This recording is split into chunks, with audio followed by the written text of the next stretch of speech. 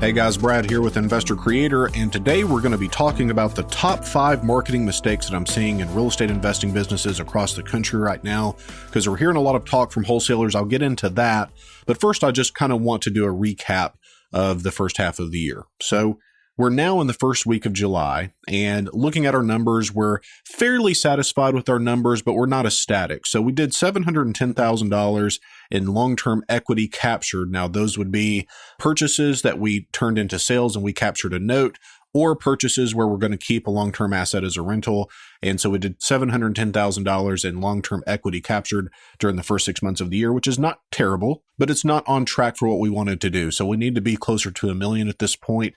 But I will say that we have a lot of properties that are in the queue right now that are going to be converting into the second half of the year. So it's certainly reasonable that we hit our $2 million goal for the year, but we've got some work to do. And it's a good thing to realize that at the half point of the year than at the end of the year and say, well, gosh, we just blew it. So we are watching those numbers.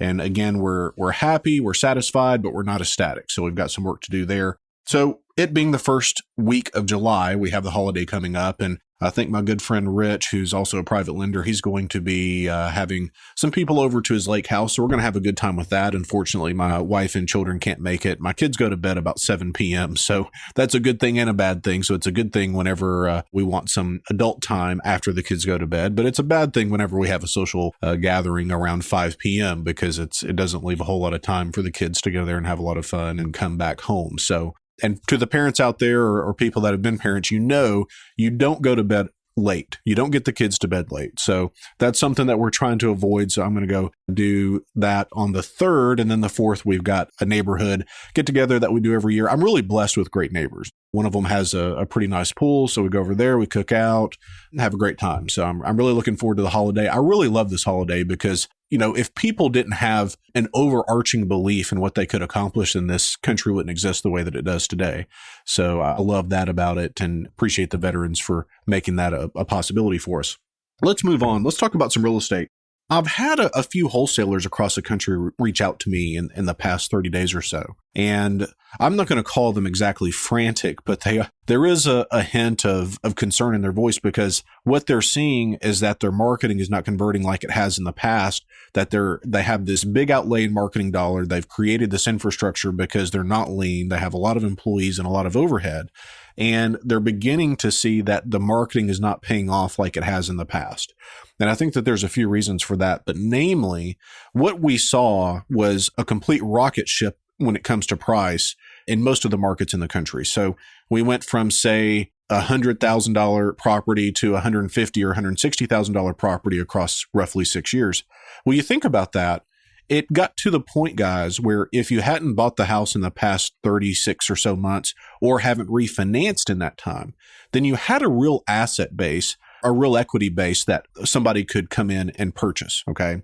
So to think about that in a separate way, let's say that there's a home seller that's relatively distressed, and they want a $120,000 purchase for their property. Okay. Well, they couldn't get that when it was worth $100, and they couldn't get that from a wholesaler when it was worth $120. But once it's worth $160 or $180, then they can get that. Okay. And at the end of the day, the people that were willing to sell at that $120K price point, regardless of what the actual value is, has really dried up. So we're seeing a situation in which this big equity swing happened.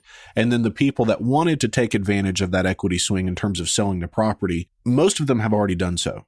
So we're beginning to see a drying up of sellers in some of these markets. Now, guys, look, don't email me and say, oh, Brad's become a naysayer. Well, that's not the case at all. This business works, and it's going to work, and it will always work because people will always have life situations in which they have to sell their equity. Okay.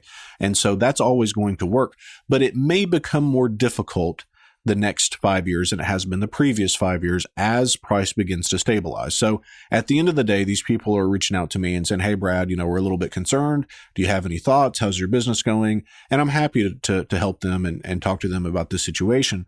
But it's one of those things that I can hear that they're concerned. And some of them have even told me that they're starting to lose money each month, that they were turning 100K profits, 200K profits per month before, and now they're beginning to lose money. So we're going to talk about what they can do and what you can do with your marketing to stave off some of this. Okay, so let's get into it. Top 5 marketing mistakes that I see in business.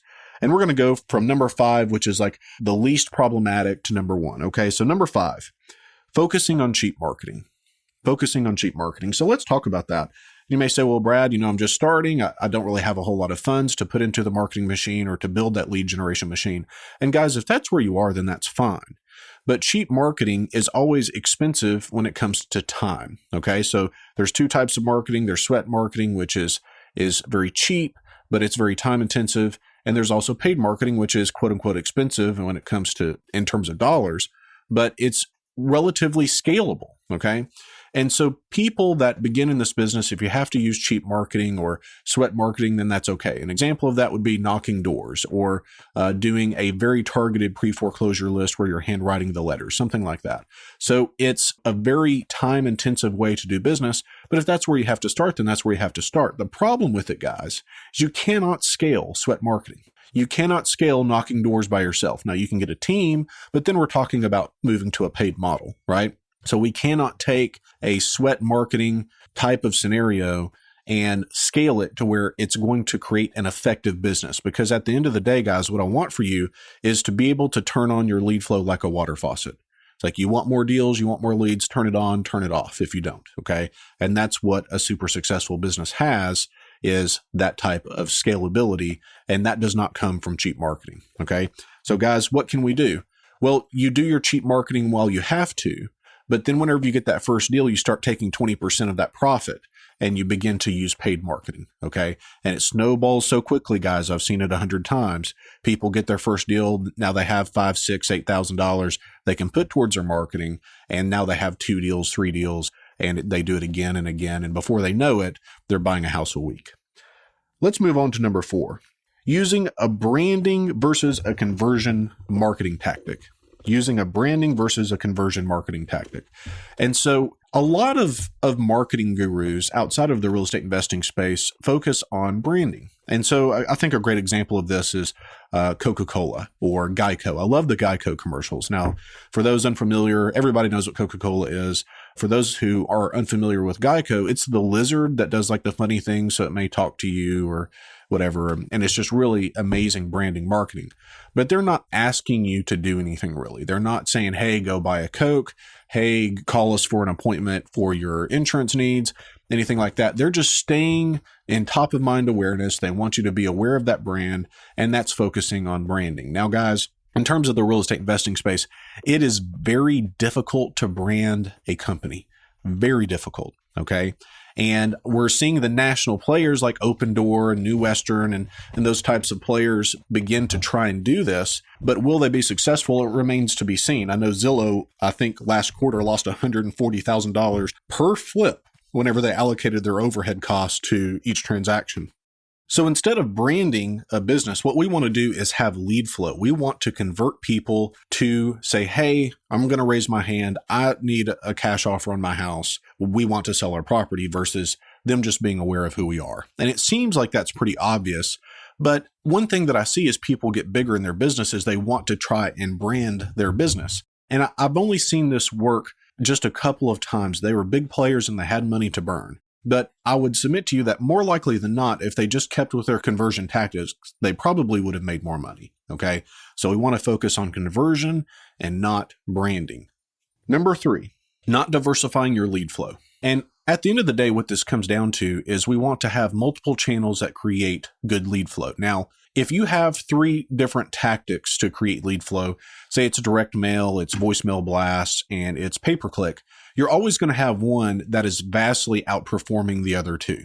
Okay. But it's always good to diversify, because what begins to not work as well will then be supplemented very, very well with the other forms of marketing. Okay. So one thing that we're beginning to do is start cold calling, and we're cold calling specific pre-foreclosure lists. Okay. And we're doing that across multiple states.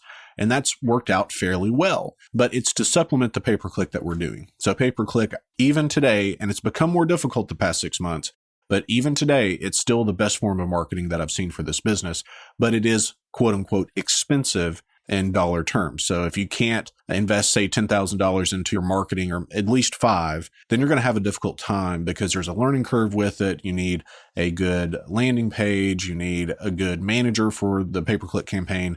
So there's a lot of different things that you have to get right to do it well. All right.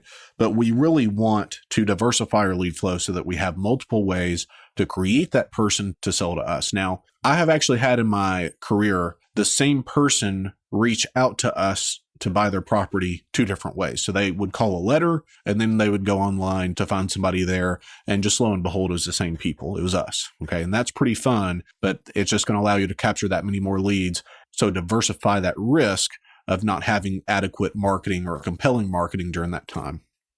Let's go to number 2, tracking your numbers too short term. Tracking your numbers too short term.